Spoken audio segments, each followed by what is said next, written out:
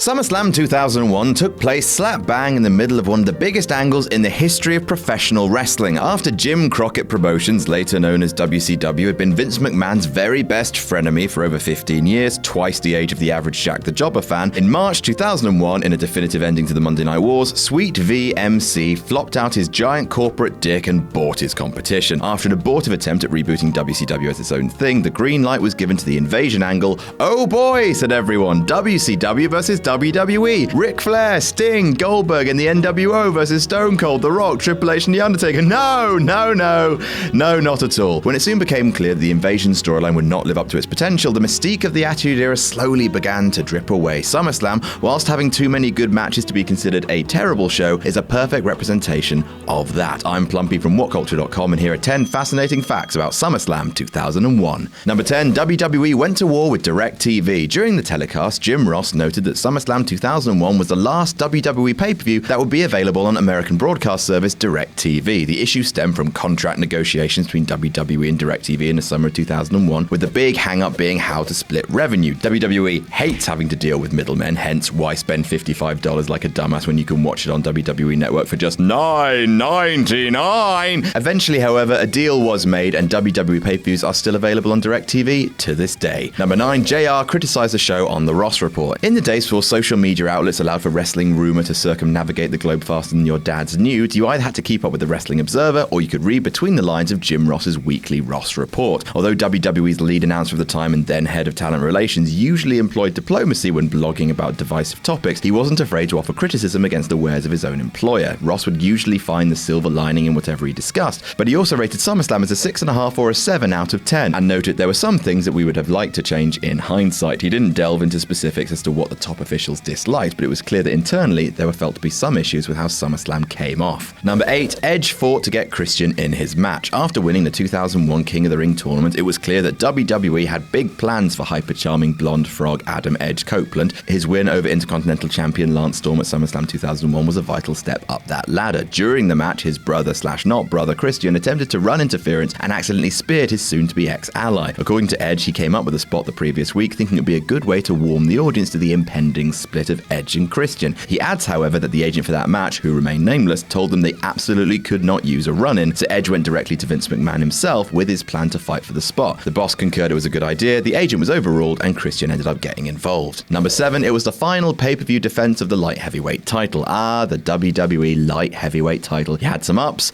and you had some downs. Sometimes the likes of Taka Michinoku, Dean Malenko, and Scotty 2 Hotty had enjoyable matches for the strap. Other times, it was a comedy prop for Gillberg, or more invisible than JTG, who possibly still works for Vince without him knowing to this day. At SummerSlam 2001, WCW Cruiserweight Champion X-Pac defeated WWE Light Heavyweight Champion Tajiri, giving Mr. Popular Sean Waltman possession of both belts. The Light Heavyweight belt would never be defended on pay-per-view again and was abandoned for good in November 2001. For completionists out there, the final WWE Light Heavyweight title match took place at a house show in Lexington, Kentucky on October 28, 2001, with X-Pac defeating Scotty 2 Hotty. Number 6, Jericho was knocked silly by the mid-air gore. If you only know Rhino as a cheese and cracker eating real dad to Heath Slater's kids, you're really missing out. In his prime, he was a legit monster. Gore. Chris Jericho will do anything to make his opponent look like a true world beater, and was no stranger to taking Rhino's sickening gore. After all, he'd previously taken one through the old SmackDown set in a classic moment, but the one he took at SummerSlam was spectacularly f***ing dangerous. Jericho let Rhino gore him outside the ring as Jericho descended from the top rope for a dive. The impact bounced Jericho's head off the arena floor, nearly taking him out of the match. Incredibly, Jericho finished the match, though it was clear something was wrong when he botched 2 consecutive springboard moves. Number 5, DDP performed with a torn meniscus. When you think of all the wrestlers that were directly affected by the WCW buyout, DDP is one of the ones you feel the most sorry for. The man gave up guaranteed sit-at-home money just to take part in the potentially hot storyline because he likes wrestling. Obviously, that has to be punished. Shortly after SummerSlam, Page had surgery on a torn meniscus that he had apparently been working through for more than a month. Though Page has long kept himself in optimum shape through his vigorous fitness regime, if only there was some way of him marketing that, wrestling a consistent schedule at the age of 45 with a shredded knee had to suck. The fact that Page was humiliated on the reg by The Undertaker makes it all the more tragic. Number 4, DDP handed Taker a script and was de-pushed. When looking for a reason as to why DDP's WWE run bombed so horribly, I shift towards The Undertaker, a wrestler who was a mass amassed plenty of backstage power throughout his tenure. As much as Bertram Freaky Deeks unquestionably deserves his legendary status, he could also be a bit of a dick at times. Fans have pointed to matches like Taker vs. Angle at Fully Loaded 2000, where the Phenom would be dominant to the degree of pointlessly making his opponent seem utterly ineffectual, a worse burial than even Triple H would commit. DDP was another victim of such booking, but the reason why